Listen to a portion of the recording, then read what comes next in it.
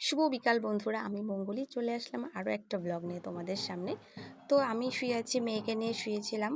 তো প্রায় 2 ঘন্টার মতো ঘুম পারলাম। ঘুম পাড়ে এখন আমি উঠে যাচ্ছি আর মেয়েকে বলছি, বাবা ওঠ ওঠ, নাহলে মশা কামড়াবে। আমাদের এখানে প্রচুর মশা, জানো তো।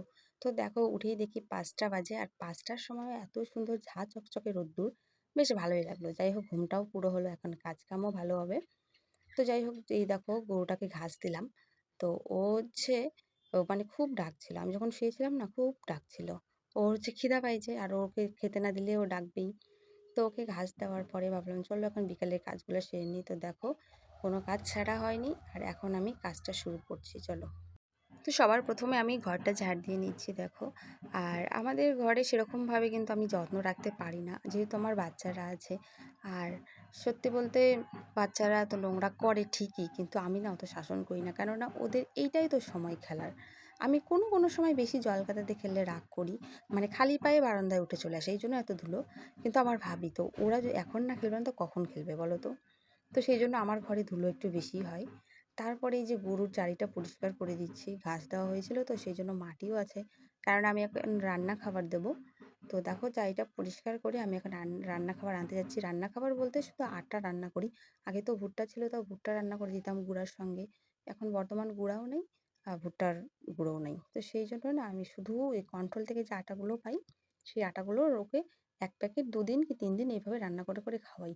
তো দেখো, এত খাওয়ার ব্যস্ততায় চারির মধ্যে উঠে যাচ্ছে ও। তো তারপরে ওকে, গুঁড়া তো নাই, তো ভাবলাম একটা বালতিতে জল পূর্ণ করে দেবো, সেই জন্য আবার জল নিয়ে আসতে গেলাম। জল নিয়ে এসে তারপরে ওকে পুরো করে, মানে বালতিটা 1 বালতি করে ওকে দিলাম। কেননা ভর্তি গরু তো, পেটে বাচ্চা আছে, আর এখন তো জলের বিশেষ প্রয়োজন। তো এমনিতে তো জল খায় না, তো সেই জন্য একটু আটা টাটা যখন দিই না, তখন একটু বেশি বেশি করে জল দিই, যাতে জলটা ও আটার লোভে লোভে খায়। তো দেখো, ও খাচ্ছে। তো ওকে খেতে দেওয়ার পরে এই যে উঠোনটা ঝাড় দিয়ে নিচ্ছে, দেখো। এই পাতা পড়া যে কবে শেষ হবে, এই যে এগুলো দেখছো না, লম্বা লম্বা পাতাগুলো পড়েছে, এগুলো হলো আতা ফল গাছের। এই আতা ফল গাছের সম্পূর্ণ পাতা ঝরে তারপরে গিয়ে আবার নতুন পাতা জন্মাবে। তো ততদিন মানে একটা গাছে তো আর কম পাতা থাকে না। মানে আজকে থেকেও পড়া শুরু হয়নি, জানো তো, পড়েই যাচ্ছে গাছে থেকে, আর শেষ আর হচ্ছে না। তো যাই হোক, তারপর আমি ঝটপট ঝটপট করে উঠানটা ঝাড় দিচ্ছি, দেখো। আর এখনকার দিনে, মানে গতকালকে যা হাওয়া উঠেছিল, প্রায় উঠানের মাটিগুলো ফেটে ফেটে গেছে, একদম বাজে লাগে দেখতে, জানো। যতই গোবর দিয়ে লিপি তবুও ওরকম হয়েই যায়। তারপরে তো এই যে বাড়ির রাস্তাটা আছে, রাস্তাটাও ঝাড় দিয়ে দিচ্ছি। আর রাস্তার সামনে, মানে আতাফল গাছের গোড়াতে, এখানে এই যে তোমাদের দেখায় না ধান সিদ্ধর পাতা রাখা, ওখানেই রেখে দিয়েছিলাম। তো তারপরে এই যে ওকে উঠাই দিচ্ছি ঘরে, কেননা প্রচুর মাছি কামড়ায় গো ওকে। ওর খুব কষ্ট হয় দেখে, কিন্তু উপায় নেই, কী করবো আমি। তো এই জন্য সকাল সকাল ওকে উঠাই দিচ্ছি ঘরে, কেননা ঘরে একটু কম মাছি লাগে। শুধু তখন আবার মশাটা লাগে, তবে ঘরে মশা লাগলেও মর্টিন জ্বালাই, না হলে ডিমের খোসাগুলো জ্বালাই, সেই জন্য একটু কম হয়।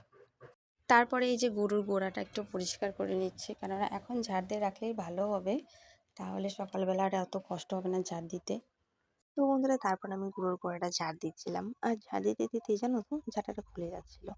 এবার দোকান থেকে নিয়ে এসেছি ঝাঁটাটা, 60 টাকা দাম নিয়েছে, তবে একদমই ভালো না, জানো। এরকম মাঝে মাঝে খুলে যায়, তারপরে যে আমি একটু হাতুড় দিয়ে এরকমভাবে বাড়ি দিই, বাড়ি দেওয়ার পরে একটু ঠিক হয়। তো তারপরে এই যে দুপুরবেলা খাওয়ার পর ঘুম পাচ্ছিল জন্য বাসন টাসন রেখে না ধুয়ে ঘুমিয়ে পড়েছিলাম মেয়েকে নিয়ে। তো সেগুলো ধুতে ধুতে প্রায় সন্ধ্যা হয়ে যাচ্ছিল। তারপরে আজকে আরও কি হয়েছে জানো, আমি স্নান করার পরে কাপড় চোপড় আর নাড়ার কথা ভুলে গেছি, জানো। তো সেগুলোই আমি গরুর ঘরে নেড়ে দিচ্ছিলাম। তারপরে বন্ধুরা, শুভ সন্ধ্যা। এখন সন্ধ্যাটা দেবো, সন্ধ্যা দিয়ে তারপরে ভাত বসাতে যাবো।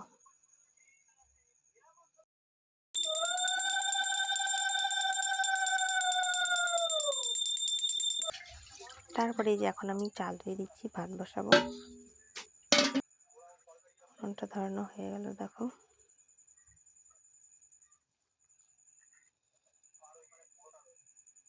তো বন্ধুরা, আজকে রান্না হয়েছিল হলো ভাত, আর ডাল সিদ্ধ দিয়েছিলাম, আর রুটি হয়েছিল, ব্যাস এইটুকুই, আর বেগুন পোড়া দিয়েছিলাম। তো বন্ধুরা, যদি ভিডিওটা ভালো লাগে চ্যানেলটা সাবস্ক্রাইব করতে পারো।